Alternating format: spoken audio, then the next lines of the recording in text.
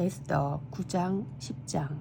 슬픔이 변하여 기쁨이 되고 애통이 변하여 길한 날이 되었으니 아달월 곧 12째 달 13일은 왕의 어명을 시행하게 된 날이라.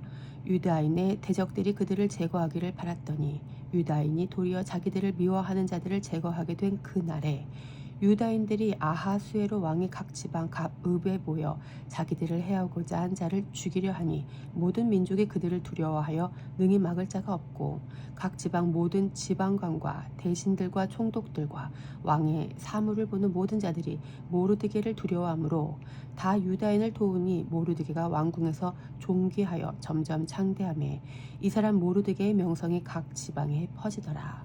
에스더 9장 1에서 4절 말씀.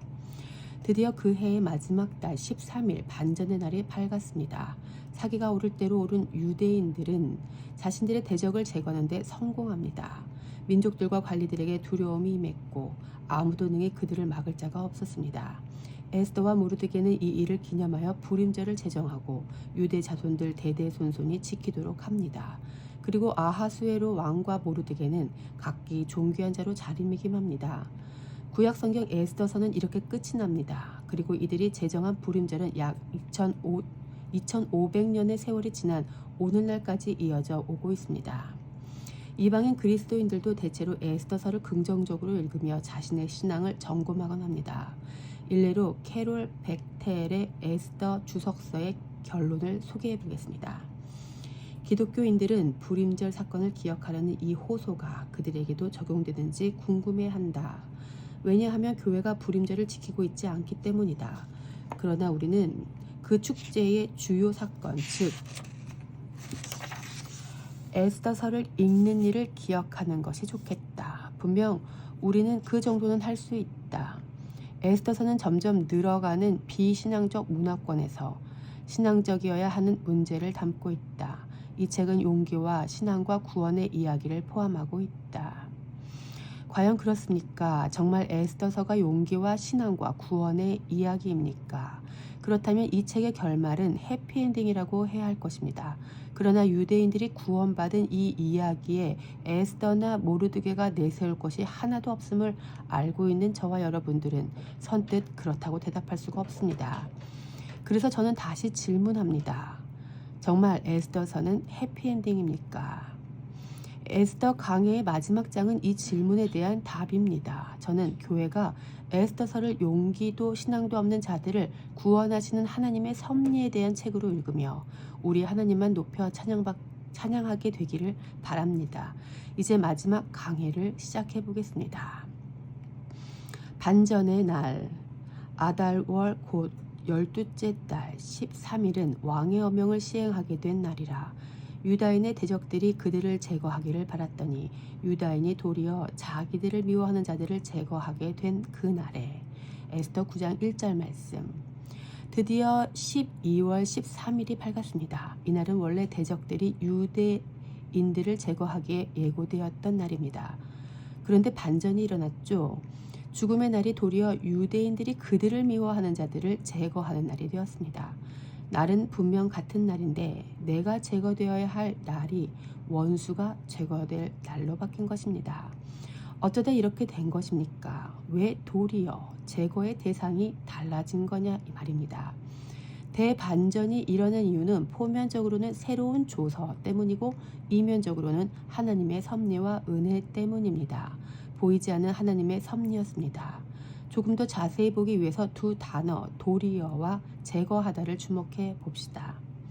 제거하다라는 번역된 히브리어는 군림하다, 지배하다, 다스리다 라는 뜻의 샤라트입니다. 제거와 군림은 다른 말입니다. 제거하다라고 번역된 한글 성경만 읽으면 소망 없이 끝장나 버리는 죽음의 의미가 강하게 느껴지는데 원어를 읽어보면 힘의 주도권이 뒤바뀐 상태에서 살아있는 삶에 대한 이미지를 연상하게 됩니다. 이 반전의 날은 단 하루의 이벤트로 끝나는 날이 아니었던 것입니다. 이 날은 힘의 주도권이 이동된 채로 계속해서 인생을 살아가게 되는 날임을 의미합니다. 우리 그리스도인들 역시 도리어의 은혜를 받은 자들입니다. 십자가에 달려야 할 죄인들은 우리였는데 우리가 알지도 못했을 때 이미 주님이 달리셨답니다. 원래대로라면 사망 가운데서 죽어 마땅한 우리가 하나님의 은혜로, 하나님의 섭리로 인해 도리어 생명을 받았습니다. 우리가 제거되어야 할 그 날에 오히려 우리의 원수인 죄와 사망이 제거된 것입니다. 그러므로 대속의 은혜가 십자가에서 원수가 제거되므로 우리가 죄인됨이 끝난 것으로 축소되면 곤란합니다.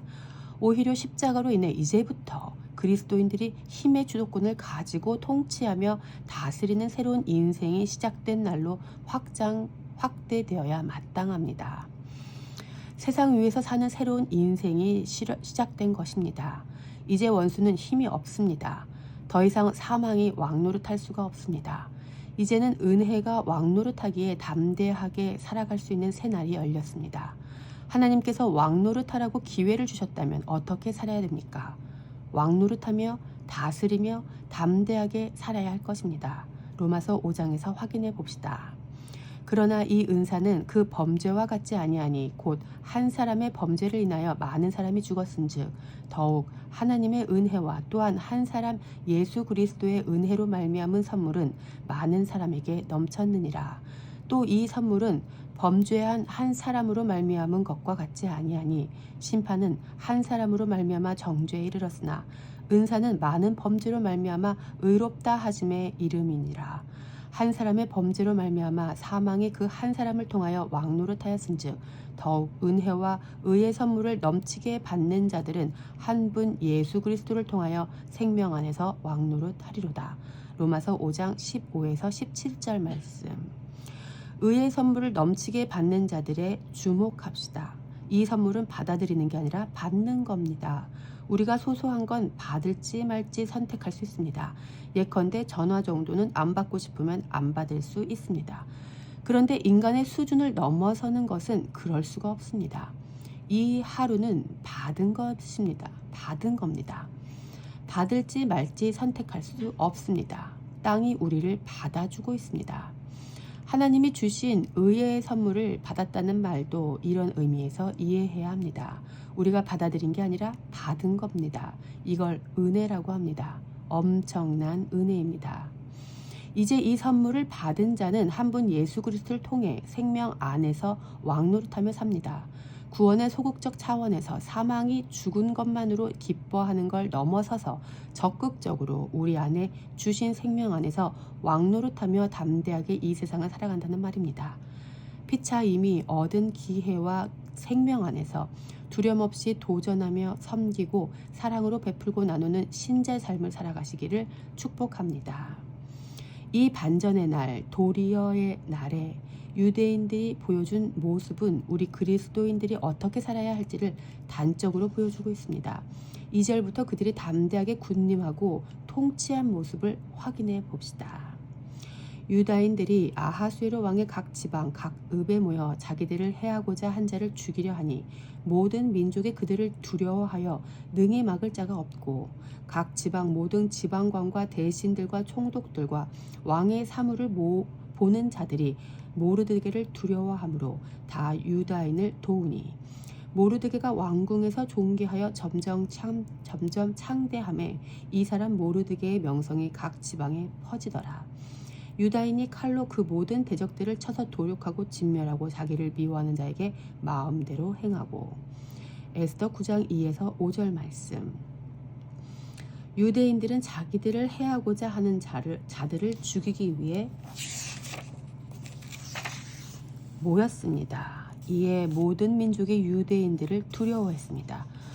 포로였던 유대인들이 하루아침에 모든 민족의 두려움의 대상이 된 것입니다. 이들을 능히 막을 자가 없었습니다. 마음대로라고 번역된 히브리어는 1장에서 살펴보았던 라존으로 기쁘게라는 뜻입니다. 그들은 어느 누구의 제약도 받지 않고 기쁘게 자신들이 할 수 있는 일들을 다 했습니다.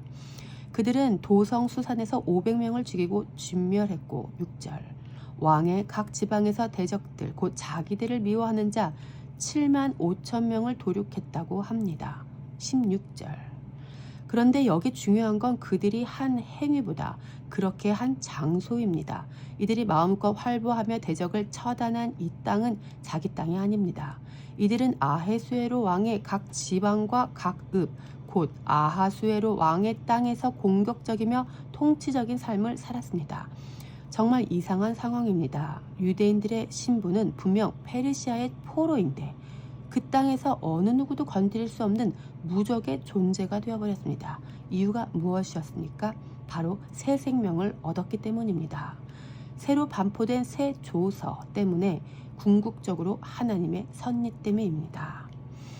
여러분, 이 모습이 바로 신자의 모습입니다. 지금 우리가 살고 있는 모든 땅은 하나님의 것이지만 원수가 여전히 왕노릇하고 있습니다. 주님께서 강림하시기 전에는 세상 임금이 왕노릇하고 있는 것입니다. 그렇지만 신자는 세상 임금이 군림하는 땅 위에 살면서도 그리스도의 노예로서 무적으로 삽니다. 우리는 더 이상 무서울 게 없는 사람들입니다.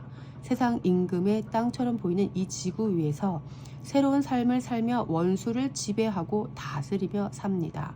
그렇다고 이웃을 향해 무례히 행해도 된다는 말이 아닙니다. 무례함과 담대함은 구분돼야 합니다. 이웃을 향한 우리의 목적은 사랑입니다. 사랑은 무례히 행하지 않습니다. 고린도전서 13장 5절 말씀. 교회는 원수를 향해서만 담대합니다. 유대인들은 자신들의 대적들을 그렇게 도륙했습니다. 유대인을 치려고 일어났던 대적들은 아하수에로의 땅에 사는 아하수에로의 백성들이었지만 보호받지 못하고 중입을 당했습니다. 자기 백성이 죽어나가는 그때에도 그 땅의 왕은 무력하고 무관심했습니다. 단순히 새 조서 때문은 아닙니다. 그는 자기 백성을 사랑하지 않았습니다. 페르시아 땅의 백성들은 단지 왕이 자신을 위해 사로잡아온 포로들에 불과했습니다. 그렇기 때문에 유다인들이 쳐 죽여도 왕의 입장에서는 상관이 없었습니다. 사랑하지 않기 때문에 그들을 지킬 필요도 돌봐줄 필요도 없는 것입니다. 반면에 우리 하나님은 어떠십니까? 비교하기가 불경한 이야기라 주님께 송구합니다만 우리 하나님은 세상 인군과는 다르십니다. 하나님은 당신의 백성을 사랑하십니다. 이것이 진리이며 복음입니다. 뿐만 아니라 하나님은 남의 땅에 있는 백성이라 할지라도 지키실 수 있는 능력자십니다. 하나님은 자기 백성을 사랑하셨기 때문에 비록 현재 그들이 죄를 짓고 벌을 받아 남의 땅에 포로로 잡혀가 있게 하셨더라도 그들을 포기하지 않으셨습니다. 이 차이를 보는 안목이 열리시기를 바랍니다. 세상 임금 아하수에로는 자기 땅에 있는 자기 백성도 지킬 수 없는 무능력한 권력자였지만 하나님은 남의 땅에 포로로 팔려가 있는 자기 백성도 지키실 수 있는 전능한 권위자십니다.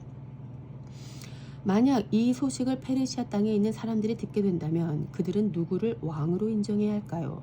자신들을 실질적으로 통치하고 있는 아하수에로 왕입니까? 아니면 보이지 않는 이스라엘의 하나님입니까? 당연히 하나님입니다. 이 이야기를 들은 이들은 세상에 그런 왕이 어디 계시냐 감탄하면서 이스라엘의 하나님을 왕으로 높이며 경배하게 될 것입니다. 이것이 복음이 사람을 예배자로 바꾸는 능력입니다. 세상 왕은 죽음 앞에서 자기 백성을 지켜주지 않았지만 하나님은 자기 백성 이스라엘을 지켜내셨습니다. 우리는 이미 성경을 통해 이 소식을 알고 들은 사람들입니다. 전능한 권위자가 내 아버지면 좋겠다고 소원하고 있었는데 예수님이 십자가에서 이 일을 이미 이루셨다는 소식을 들었습니다. 그러니 예수님이 좋을 수밖에 없습니다. 비록 우리가 현재 이 세상에 발을 딛고 산다 해도 주님만을 왕으로 높여드리며 살 수밖에 없는 이유입니다. 권능한 권위자. 무관심한 세상 임금의 반응을 조금 자세히 살펴보겠습니다. 11절 말씀입니다. 그날에 도성수산에서 도륙한 자의 수효를 왕께 하려니 왕이 왕후 에스더에게 이르되 유다인이 도성수산에서 이미 500명을 죽이고 멸하고 또 하만의 10 아들을 죽였으니 왕의 다른 지방에서는 어떠하였겠느냐. 이제 그대의 소청이 무엇이냐 곧 허락하겠노라. 그대의 요구가 무엇이냐 또한 시행하겠노라 하니 에스더 9장 11에서 12절 말씀. 도리어의 날이 저물자 도성수산에서 몇 명이 도륙되었는지 그 숫자가 왕에게 보고되었습니다. 왕이 통치하는 도성에서 사람이 죽었습니다. 그러면 어떻게 반응해야 지도자다운 모습입니까? 12절에 기록된 왕의 반응은 정말 놀랍습니다. 자기 땅에서 자기 백성들이 도륙되었는데도 불구하고 남의 일 이야기하듯 하고 있습니다. 도성에서만 이만큼을 죽였다면 다른 곳에선 더 많이 죽였겠네. 이 얼마나 무심한 말입니까? 자기 땅에 있는 자기 백성이 죽어나가는데도 그들을 지킬 수 없는 왕, 자기 백성의 생사에 관심이 없는 왕, 이 왕이 당대 최고의 권력자, 세상 임금 아하수에로 왕이었습니다. 이뿐이 아닙니다. 그는 참으로 무력하고 무책임했습니다. 에스더에게 소청이 무엇이냐 물어볼 때마다 입이 닳도록 말하던 나라의 절반도 주겠다는 호언장담이 이번에는 없습니다. 그동안의 말이 진심이 아니었음을 짐작케 합니다. 또한 그는 유대인들의 사기를 감지했던 것 같습니다. 실제로 나라를 통째로 삼킬 수도 있을 것 같은 그들 앞에서 나라의 절반이라도 주겠다는 말은 차마 할 수 없었을 것입니다. 참으로 세상 왕은 무심하고 무력하고 무책임합니다. 반면 우리 하나님은 어떻습니까? 하나님은 자기 백성을 그들의 죄에서 구원하기 위해 친히 구원자로 오셨습니다. 마태복음에서 확인해 보겠습니다. 아들을 낳으리니 이름을 예수라 하라. 이는 그가 자기 백성을 그들의 죄에서 구원할 자이심이라 하니라. 이 모든 일이 된 것은 주께서 선지자로 하신 말씀을 이루려 하심이니 이르시되 보라 처녀가 잉태하여 아들을 낳을 것이요 그의 이름은 임마누엘이라 하리라 하셨으니 이를 번역한즉 하나님이 우리와 함께 계시다 함이라. 마태복음 1장 21에서 23절 말씀. 하나님은 멀리서 지켜보기만 하시는 분이 아니십니다. 하나님은 자기 백성을 그들의 죄에서 구원하기 위해 친히 오셨습니다. 하나님은 자기 백성과 함께 하시는 진정한 권위자십니다. 죽어가는 자들 곁에 있지도 않았고 죽어가는 자들을 살릴 의지도 능력도 없었던 아하수에로 왕과는 비교할 수 없습니다. 지금도 여전히 세상 임금은 맹위를 떨칩니다. 그러나 돈과 권력, 힘을 가진 세상 임금에게 마음을 뺏길 수는 없습니다. 세상 임금의 민낯과 한계를 알았다면 그가 아무리 권세가 있다 해도 거기 굴복할 수는 없을 것입니다. 주님만이 우리의 왕이십니다. 세상에 우리 주님과 같은 왕은 없습니다.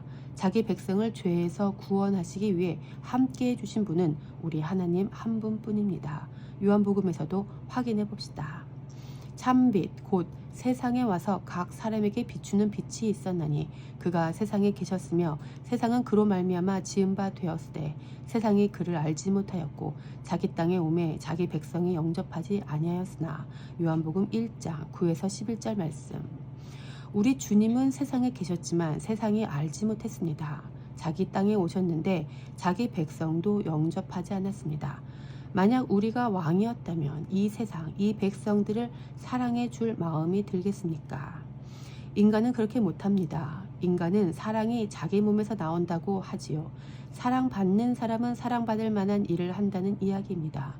그런데 초월된 하나님의 세계는 다릅니다. 우리는 왕을 알아보지도 영접하지도 않았는데 사랑을 받아버렸습니다.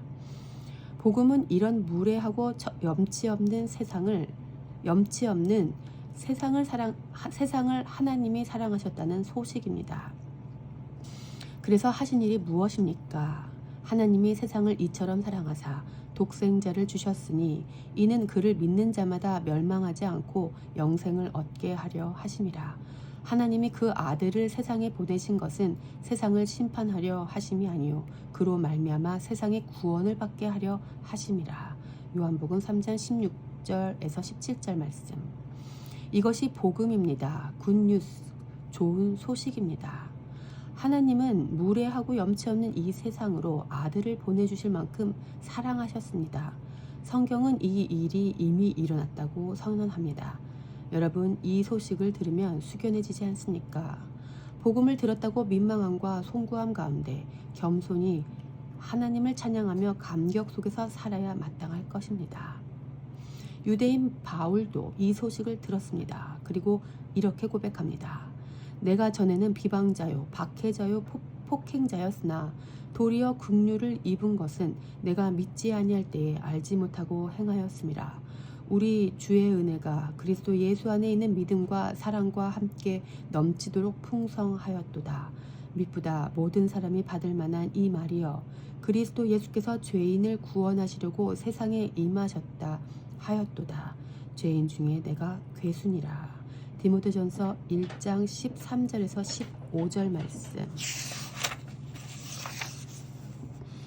바울의 고백이 이 교회의 고백과 일치합니다. 우리도 하나님을 향해 비방했고 박해했고 폭행했었죠.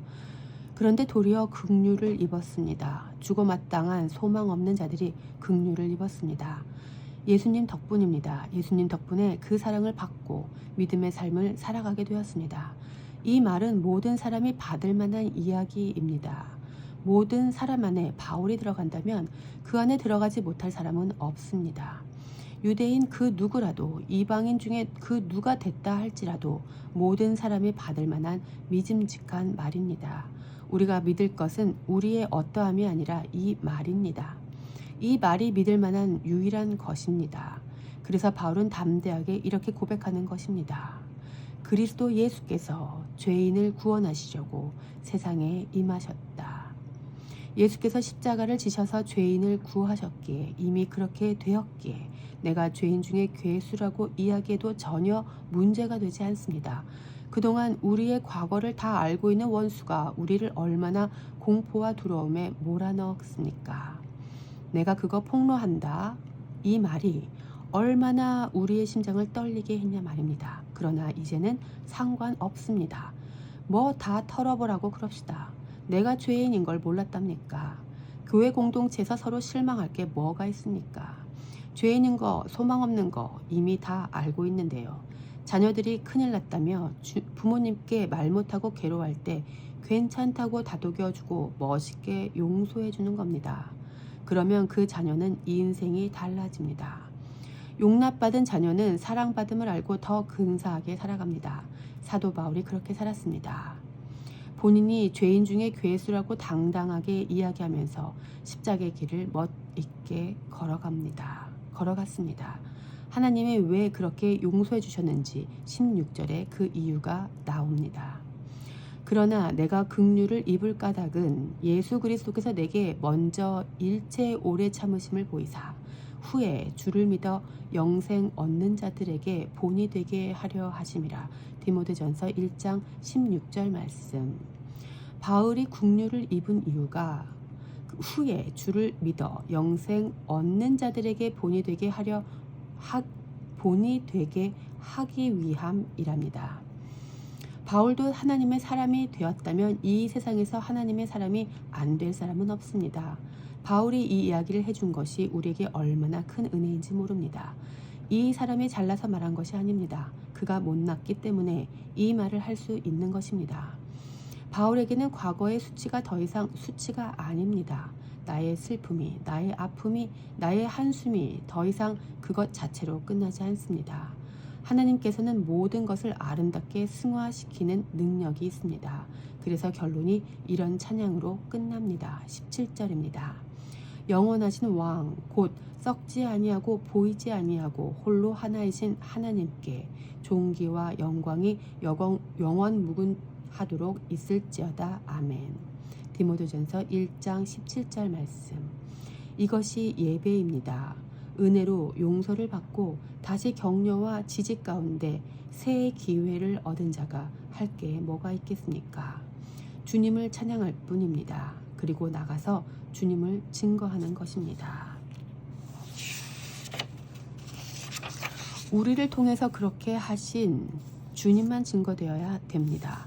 우리의 증거는 우리의 신앙이나 우리의 열심이나 우리의 믿음이 아닙니다. 내가 얼마나 기도를 많이 했고 내가 얼마나 헌신을 많이 했는지를 증거하는 게 아닙니다. 그건 간증이 아닙니다. 에스더와 모르드게처럼 내가 얼마나 용기 있는 삶을 살았으며 절개를 지켰는지 그런 걸 말하는 게 아니란 말입니다.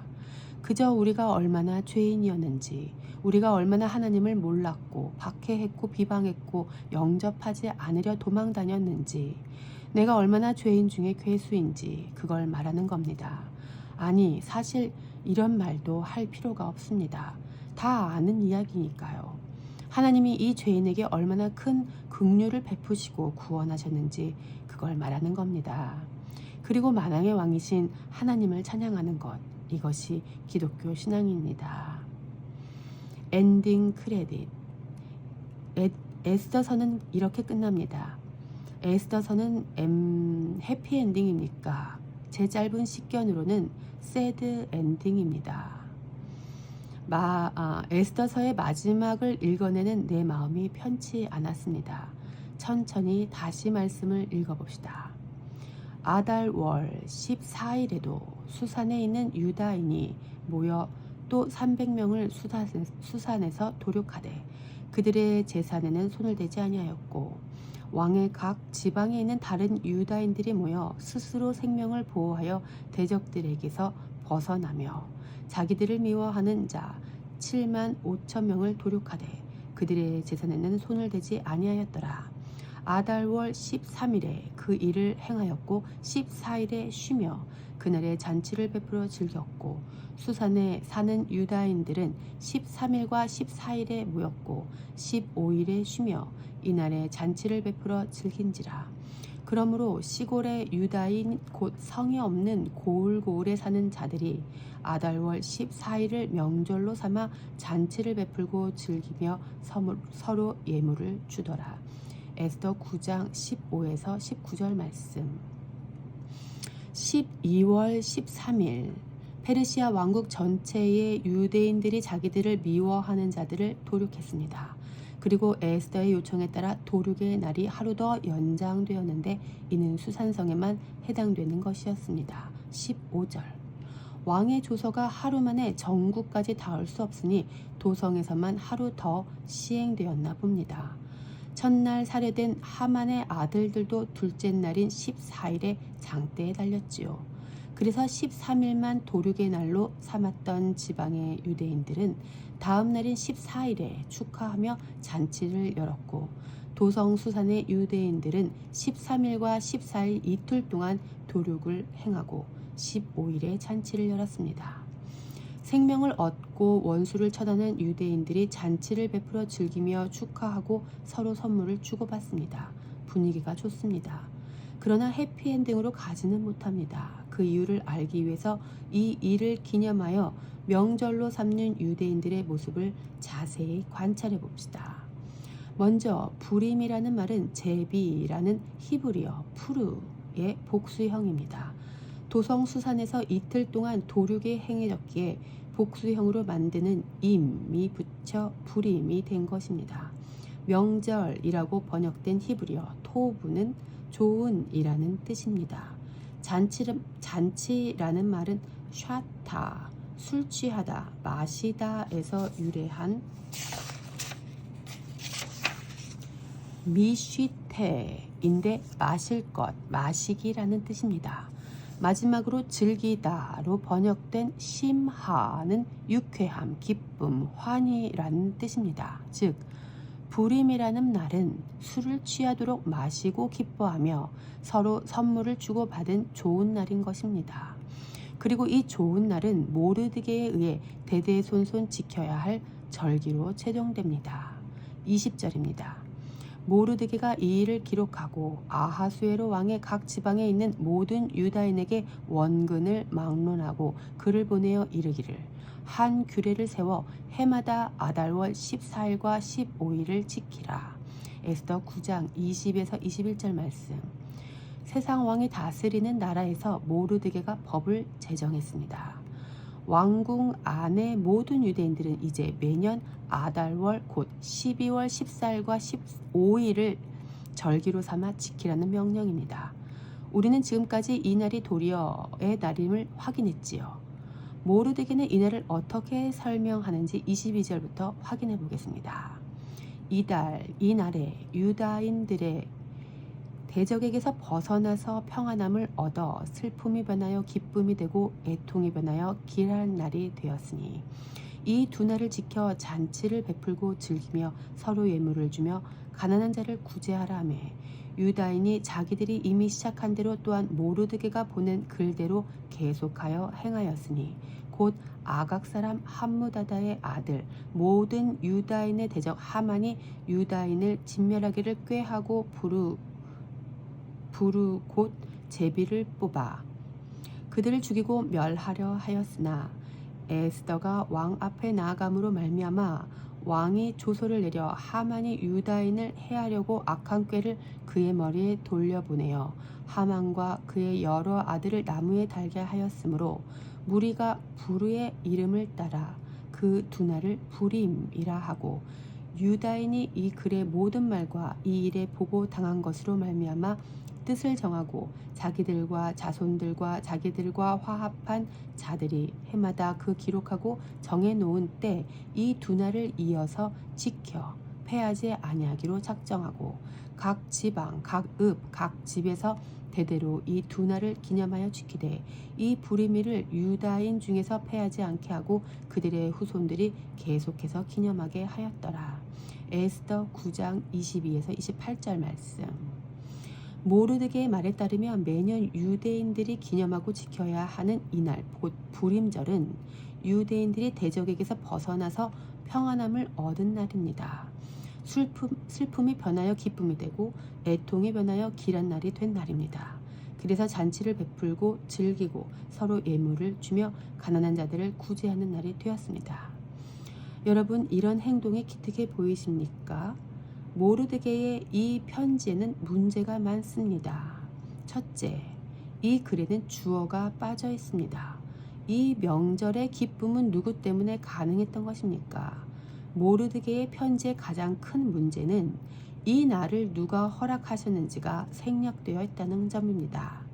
누가 슬픔을 변하여 기쁨으로, 누가 애통을 변하여 좋은 날이 되게 하셨는지도 모른 채 잔치만 한다면 그건 예배가 아니라 그저 사람들끼리 먹고 마시고 선물 주는 사교 모임일 뿐입니다. 원래 유대인의 모든 절기는 다 예배였습니다. 이스라엘의 규례와 법도는 여호와 하나님을 기억하고 경외하기 위해 주어진 것이었습니다. 그러나 모르드게가 새로 제정한 부림절은 예배가 아닙니다. 이런 일은 신앙 없이도 할 수 있습니다. 이것이 당시 유대인들의 수준임을 성경이 고발하고 있는 것입니다. 하나님의 백성이 이방 땅에 포로로 잡혀갈 수밖에 없었던 수준 말입니다. 이들은 이 반전의 날의 원인을 에스더가 왕 앞에 나아감으로 말미암았다고 생각하고 있습니다. 25절. 그러므로 이 편지를 읽는 자들은 에스더가 왕에게 나갔기 때문에 생명과 기쁨이 주어졌다고 알게 되었을 것입니다. 이를테면 술에 취해 먹고 놀면서 대대손손 자녀들에게 이 모든 것은 에스더 덕분이야 라고 가르쳤을 거란 말입니다. 그런데 이 돌의 안중에 하나님은 없습니다. 하나님 없는 잔치, 하나님 없는 즐거움, 하나님 없는 명절, 하나님 없는 결론입니다. 이것이 어찌 해피엔딩이 될 수 있겠습니까? 진정한 해피엔딩이라면 이스라엘이 포로에서 자유롭게 되어야지요. 그러나 현실은 그렇지가 않습니다. 이때로부터 지금까지 이스라엘은 하나님이 보내신 메시아를 왕으로 영접하지 않고 예배하지 않습니다. 그러면서 매년 부림절은 지킵니다. 28절에서 이 부림절을 패하지 않게 하고 후손들이 계속해서 기념하게 하라고 명령할 때 기념이라고 번역한 제케르는 기억이라는 뜻입니다. 이들의 후손들이 이 명절을 지킬 때 과연 누구를 기념하고 기억하겠습니까? 하나님을 기억할까요? 에스더를 기억할까요? 예, 에스더만 기억됩니다. 그들의 기억에 하나님은 없습니다. 그러니 성경이 에스더 전기로 에스더 위인전으로 전락하는 것입니다. 하나님의 섭리는 온데간데 없고 말입니다. 모르드게에 이어 에스더도 부림절을 지키려는 편지를 씁니다. 29절입니다. 아비하일의 딸 왕후 에스더와 유다인 모르드게가 전권으로 글을 쓰고 부림에 대한 이 둘째 편지를 굳게 지키게 하되 화평과 진실한 말로 편지를 써서 아하수에로의 나라 127지방에 있는 유다 모든 사람에게 보내어 정한 기간에 이 부리미를 지키게 하였으니 이는 유다인 모르드게와 왕후 에스더가 명령한 바와 유다인이 금식하며 부르짖은 것으로 말미암아 자기와 자기 자손을 위하여 정한 바가 있음이더라. 에스더의 명령이 이 부림에 대한 일을 경고하게 하였고 그 일이 책에 기록되었더라. 에스더 9장 29에서 32절 말씀. 에스더는 이 편지를 화평하고 진실한 말로 썼답니다. 화평은 샬롬이고 진실한 말은 에메트 곧 진리입니다. 인간이 아무리 화평한 말, 진실한 말로 글을 쓴다고 해도 성경이 될 수 있는 건 아닙니다. 에스더의 편지에는 불임절의 기원이 더 심각하게 기록되어 있습니다. 이 날은 모르드게와 에스더의 명령이며 유대인들이 금식하며 부르짖은 것으로 말미암아 세웠다는 것입니다. 여기도 하나님은 안 계십니다. 다만 인간들과 그들의 열심만 있습니다. 불임절을 지키는 사람들의 마음속에 과연 하나님이 거하실 자리는 없습니다. 이 얼마나 슬픈 결말입니까? 에스더의 마지막 장인 10장은 이렇게 끝납니다. 3절밖에 안 되는 짧은 장입니다. 아하수에로 왕이 그의 본토와 바다 섬들로 하여금 조공을 바치게 하였더라. 왕의 능력 있는 모든 행적과 모르드게를 높여 존귀하게 한 사적이 메대와 바사 왕들의 일기에 기록되지 아니하였느냐. 유다인 모르드게가 아하수에로 왕의 다음이 되고 유다인 중에 크게 존경받고 그의 허다한 형제에게 사랑을 받고 그의 백성의 이익을 도모하며 그의 모든 종족을 안위하였더라. 에스더 10장 1에서 3절 말씀. 아하수에로도 인간들 사이에서 빠질 수 없지요. 아하수에로는 본토와 바다 섬들로 하여금 조공을 바치게 했답니다. 그는 여전히 대제국의 왕이었습니다. 그의 능력 있는 행적이 기록되었고 모르드게를 존귀하게 한 일마저 기록되었습니다. 우리가 지금까지 본 모습과는 달리 대체로 근사한 왕으로 역사에 남았습니다. 그리고 제국의 2인자가 된 모르드게와 아름답고 용감한 공주님 에스더 역시 존경받고 유대인들에게 사랑을 받았답니다. 성경은 이렇게 끝이 납니다. 원님 덕에 나발 불었으면서 인간들끼리 북치고 장구치고 다 한 것처럼 끝이 났습니다. 엔딩 크레딧 어디에도 주인공의 이름이 없습니다. 우리 하나님은 철저하게 삭제됐습니다. 성경은 이 이야기에 출연한 모든 사람들의 배은망덕함을 폭로합니다. 오늘날 에스더를 보면서 하나님보다 인간에게 초점을 맞춰 설교하고 묵상했던 사람들도 공범입니다. 이처럼 모든 인간은 다 배은망덕합니다. 배은망덕의 끝. 에스더서는 이렇게 배은망덕하게 끝납니다. 에스더만 그렇습니까? 이스라엘 역사는 온통 그렇습니다. 이것이 유대인들의 수준이고 또 우리의 수준입니다. 사실 이렇게 끝나면 안 되지요. 이 이야기는 시편 124편으로 끝났어야 했습니다. 이스라엘은 이제 말하기를 여호와께서 우리 편에 계시지 아니하셨더라면 우리가 어떻게 하였으랴. 사람들이 우리를 치러 일어날 때에 여호와께서 우리 편에 계시지 아니하셨더라면 그때에 그들의 노여움이 우리에게 맹렬하여 우리를 산채로 삼켰을 것이며 그때에 물이 우리를 휩쓸며 시내가 우리 영혼을 삼켰을 것이며 그때에 넘치는 물이 우리 영혼을 삼켰을 것이라 할 것이로다. 우리를 내주어 그들의 이에 씹히지 아니하게 하신 여호와를 찬송할지로다.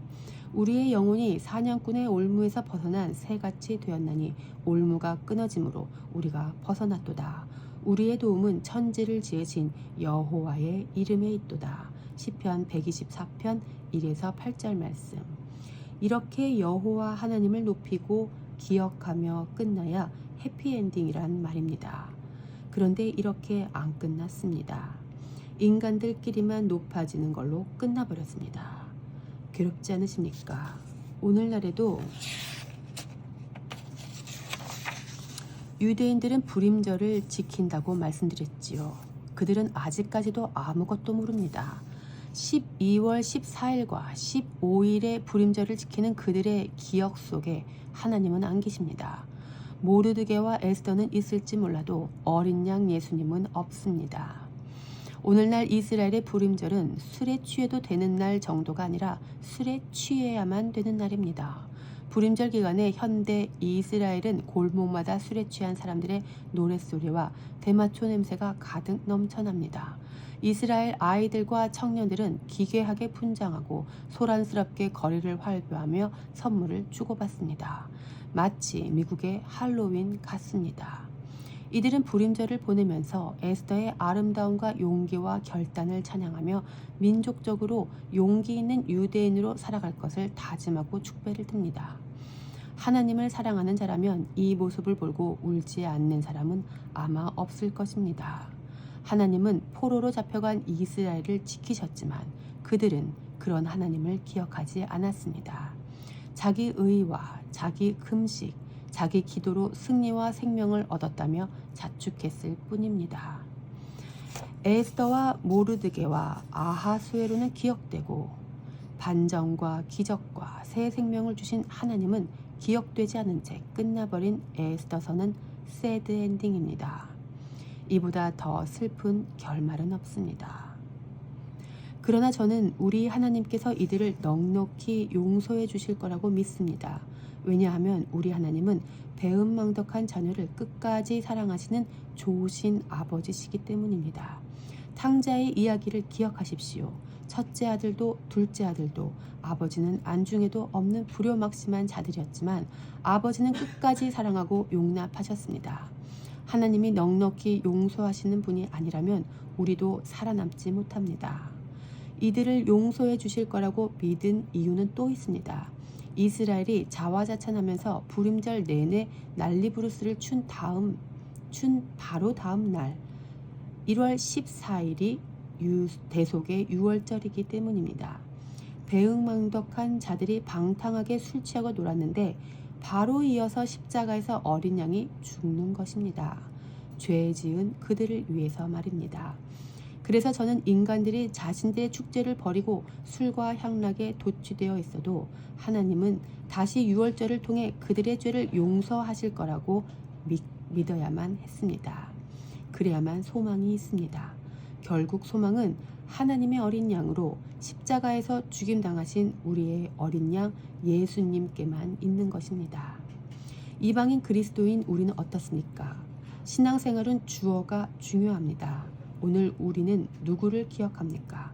우리도 연말이면 불임절과 비슷하게 크리스마스를 즐기며 먹고 마시고 선물을 주고받지요. 거기 예수님이 계십니까? 우리도 똑같이 배은망덕한 자가 아닙니까? 우리의 생일에, 우리의 승진에, 우리의 결혼에, 출산에, 졸업에, 입학에, 우리의 삶의 모든 중요한 순간들에 우리는 누구를 기억하며 높이고 있습니까? 아무리 잔치를 벌이고 가난한 사람에게 선물을 주어도 하나님을 기억하지 못한다면 결국 자기 의만 높아질 것입니다. 예수님이 안 계신 잔치가 무슨 의미가 있겠습니까? 그분이 없는 것은 모두 무의미합니다. 그러나 하나님은 인간들과 다르십니다. 하나님은 우리가 잊어버린 예수님을 절대 버리지 않으십니다. 우리 인간들은 예수님을 버려도 하나님은 그러지 않으십니다. 사도행전 2장에서 확인해 봅시다. 형제들아, 내가 조상 다윗에 대하여 담대히 말할 수 있노니 다윗이 죽어 장사되어 그 묘가 오늘까지 우리 중에 있도다. 그는 선지자라. 하나님이 이미 맹세하사 그 자손 중에서 한 사람을 그 위에 앉게 하리라 하심을 알고 미리 본 고로 그리스도의 부활을 말하되 그가 음부에 버림이 되지 않고 그의 육신이 썩음을 당하지 아니하시리라 하더니 이 예수를 하나님이 살리신지라. 우리가 다 이 일의 증인이로다. 하나님이 오른손으로 예수를 높이심에 그가 약속하신 성령을 아버지께 받아서 너희가 보고 듣는 이것을 부어주셨느니라. 다윗은 하늘에 올라가지 못하였으나 친히 말하여 이르되 주께서 내 주에게 말씀하시기를 내가 내 원수로 내 발등상이 되게 하기까지 너는 내 우편에 앉아있으라 하셨도다 하였으니 그런즉 이스라엘 온 집은 확실히 알지니 너희가 십자가에 못 박은 이 예수를 하나님이 주와 그리스도가 되게 하셨느니라 하니라. 사도행전 2장 29에서 36절 말씀. 너희가 죽인 이 예수를 하나님은 주와 그리스도가 되게 하셨다. 다 예수님을 버렸습니다. 유대인들도 버렸고 우리 이방인들도 버렸습니다. 그래놓고 내가 산 날, 긍휼을 입은 날, 도리어 생명을 얻은 날이라며 기뻐하고 잔치를 열고 축배를 듭니다. 그 잔치의 주인공 자리에 앉은 인간들에 가려져 예수님은 보이지 않습니다. 그러나 하나님은 예수님을 보란 듯이 살려서 주와 그리스도가 되게 하셨습니다. 그 예수님께서 이제 마지막 날에 나타나실 것입니다. 2000년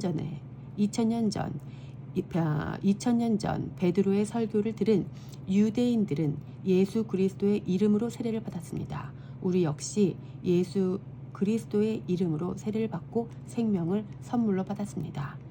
이제 우리는 이 생명을 누가 허락하셨는지 기억해야 합니다. 우리는 다시 예수님께 주인공 자리를 내드려야 됩니다. 우리의 크리스마스에, 우리의 명절에, 우리의 기념일에, 우리의 예배 안에 하나님만 높임을 받으시도록 하나님과 예수님을 기억해야 합니다. 또 유대인들이 하나님의 섭리와 예수님의 행하신 일, 그들의 죄를 구원하시기 위해 백성들에게로 오셨던 예수님을 기억하도록 복음을 전해야 할 것입니다. 이제는 에스더서를 보며 사람이 아닌 우리 하나님만을 높여드립시다. 그리고 일생 동안 우리의 슬픔을 기쁨으로 애통을 좋은 날로 바꾸어 주신 주님을 증거하며 찬양하는 그리스도인으로 살아가십시다.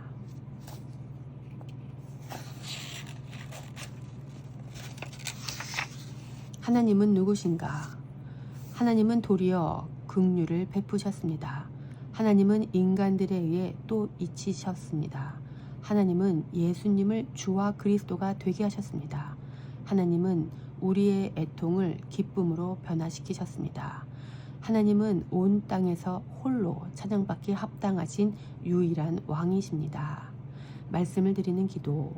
오 하나님, 주님만이 우리의 유일한 구원자이십니다.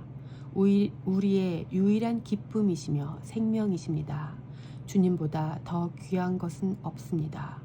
주님은 우리 찬양의 이유가 되시며 우리가 여기에 모인 이유가 되십니다. 주님은 우리의 슬픔을 기쁨으로 바꾸셨고 우리의 애통이 변하여 길한 날이 되게 하셨습니다. 그래서 주님은 우리에게 찬양을 받기에 합당하십니다. 일생 그렇게 하신 주님을 잊지 않게 하옵소서.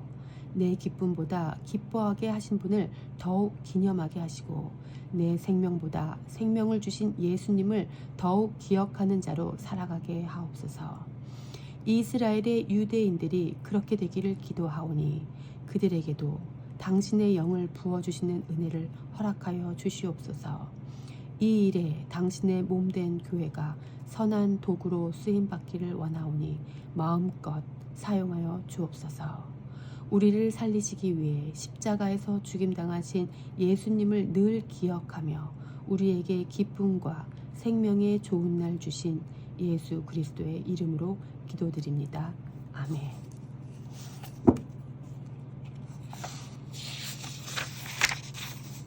마치는 이야기. 우리는 에스더서 전체에 한 번도 등장하지 않으셨던 하나님이 이 책의 주인공이심을 확인했습니다. 그리고 이를 통해 우리가 받은 구원과 인생에서도 우리는 주인공이 아님을 배웠습니다.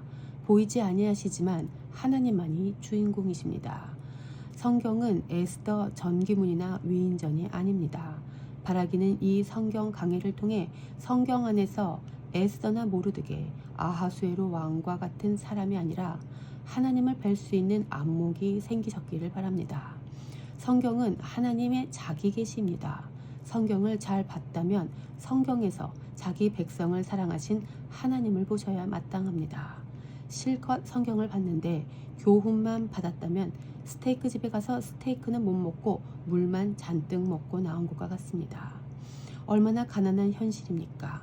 성경을 봤다면 하나님을 보셔야 합니다. 하만의 옛 조서에 의해 죽어야 할 운명에 처했던 유대인들은 다시 반포된 조서를 통해 살 소망이 생겼지요. 그들에게 이 소식은 복음이었습니다. 이 이야기는 오늘 새로운 조서에 의해 생명을 얻고 끝을 향해 가고 있는 우리 그리스도인들에게도 시사하는 바가 큰 이야기였습니다. 모든 인간은 다 죽습니다. 그래서 대체로 인간은 죽음을 두려워하면서 죽을 날을 기다리며 삽니다. 그런 인류에게 새로운 조서가 이미 등장했습니다. 새로운 생명의 성령의 법입니다. 그래서 이제는 옛법이 아닌 새 법 안에서 새로운 인생을 사는 자들이 생겼습니다. 그들이 바로 그리스도의 몸된 교회입니다. 그들을 가리켜 그리스도인이라고 부릅니다. 바로 우리들입니다. 교회의 구별됨은 무엇입니까? 찰스 스펄전 목사님은 예배당에 가는 것과 하나님께 나아가는 것은 다른 일이다 라고 말했습니다. 아무리 열심을 가지고 예배당에서 종교 생활을 해도 하나님께 나온 게 아닐 수도 있다는 말입니다. 내가 어떻게 살고 있는지, 내가 누구인지, 내가 과연 새 생명 가운데 새 법 안에서 새로운 피조물로 살아가고 있는지 자문자답해 보시면 좋겠습니다. 이제 교회는 죽을 날을 두려워하지 않습니다. 교회는 죽은 우리를 살리신 예수님을 기다리면서 담대히 오늘을 삽니다. 오늘도 주님을 뵙고 싶은 마음에 주의 강림을 대망하며 하루를 산단 말입니다. 더 이상 무력하게 죽을 날만을 기다리며 세월을 낭비할 수 없습니다. 시한부 종말론자들처럼 도덕적 해이나 극단적 쾌락주의에 빠질 수도 없습니다. 더더욱 극단적 종말론자들처럼 미래에 대한 두려움을 극복하고자 종교적 열심에 빠질 수도 없습니다. 신앙 없는 자들처럼 자아실현과 내 행복, 내 가족의 행복, 내 나라의 행복을 추구하며 살 수도 없습니다. 그렇다면 교회는 어떻게 살아야 합니까? 교회는 그리스도의 몸으로 부름받아 그리스도께서 사신 그 삶을 삽니다. 영광스러운 삶입니다.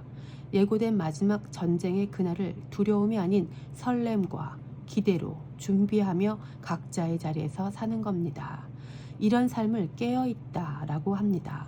사회생활은 얌체처럼 하고 가정에서는 돌봄이 필요한 아픈 손가락으로 이기적으로 살다가 예배당 안에서만 홀리하게 손들고 예배하는 그런 게 아닙니다.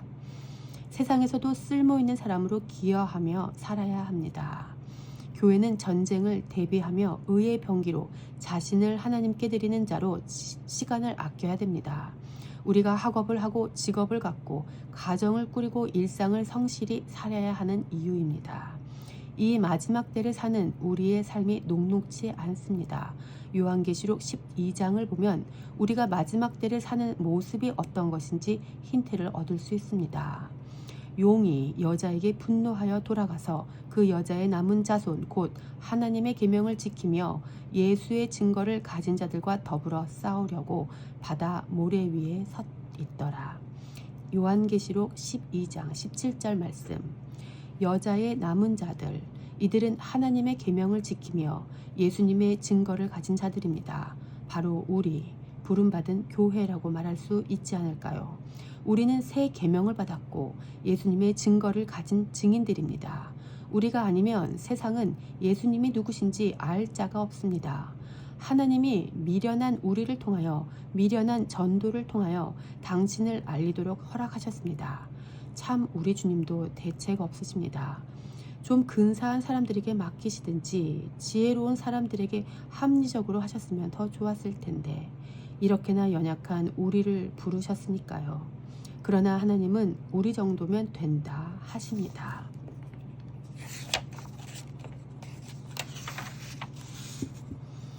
우리 주님이 능력자시기에 우리의 무능력은 그리 중요하지 않은 것이겠지요.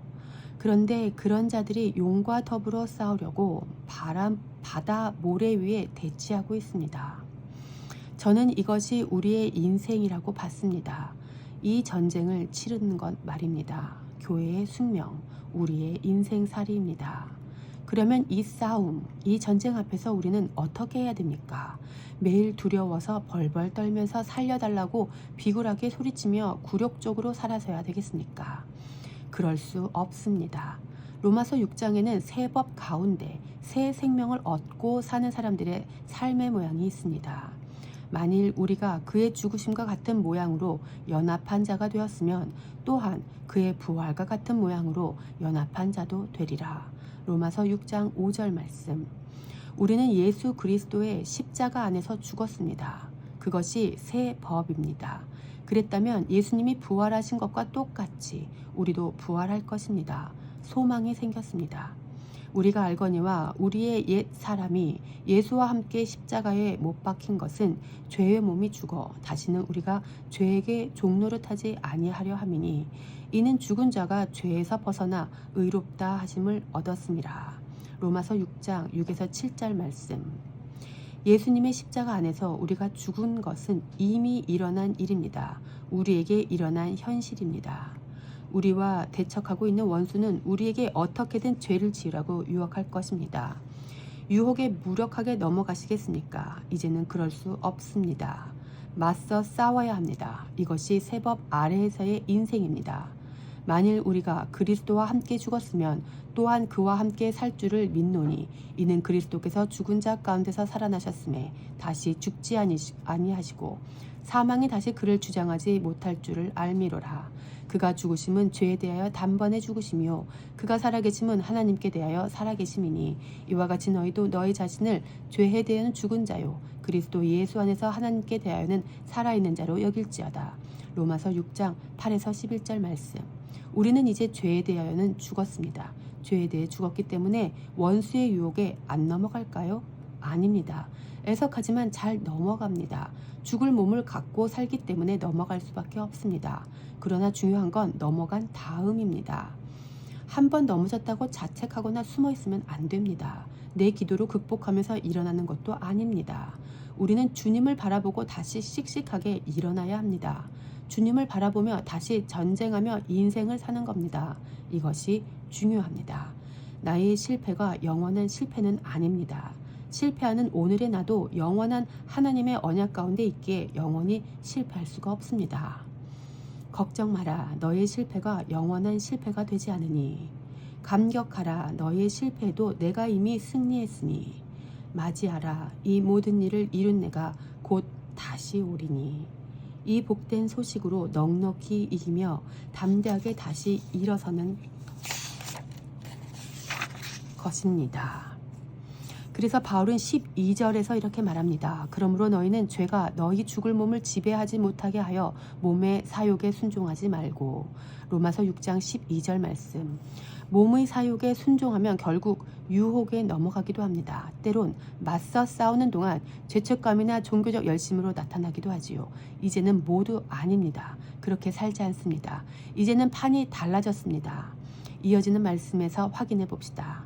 또한 너희 지체를 불의의 무기로 죄에게 내주지 말고 오직 너희 자신을 죽은 자 가운데서 다시 살아난 자 같이 하나님께 드리며 너희 지체를 의의 무기로 하나님께 드리라.